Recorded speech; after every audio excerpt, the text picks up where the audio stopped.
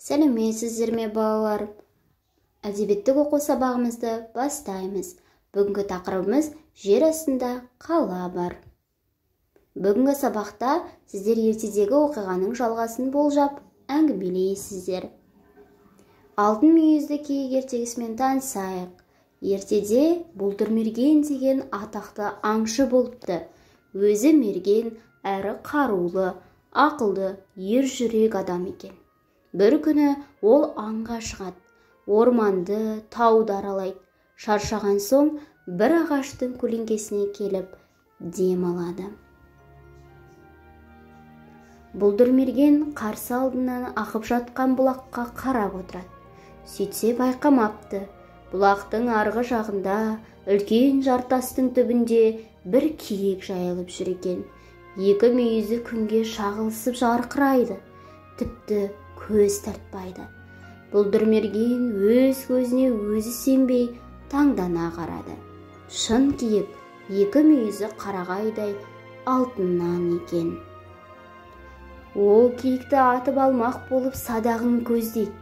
Сонда алтын мүйізді киікке тіл бітіп, «Сабыр ет мерген» деп Бұлдырмергенді тоқтатады. Аңшы оның жанына келеді. Ол аң аулап жүріп, бұрын соңды мұндай ғажапты көрмеген екен. Қатты таң қалады. Алтын мүйізді киік әп-сәтте алтын мүйізді ақсақалды шалға айналады. Үстіндегі киімі күмістей жарқырайды. Екі алтын мүйізі сол қалпында қалады. Бұлдырмерген ештеңе демей ғажапқа таңдана қарайды екен. Осы тауда Бұлдырмерген деген атақты аңшы бар деп естідім. Соны іздеп шығып едім.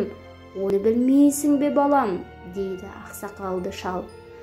Отағасы, ендеше ол Бұлдырмерген мен болам, дейді аңшы. Рұқсат болса балам, сені іздеп шыққан шаруамды айтайын.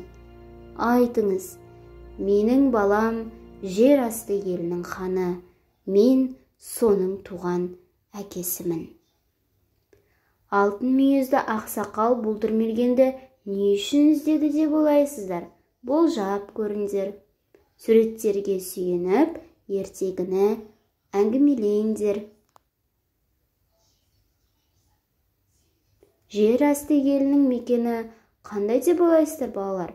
Жобасын жасап әңгімелейік. Сол қалаға алтын мүйізді киіктің мүсінін орнату тапсырылды делік.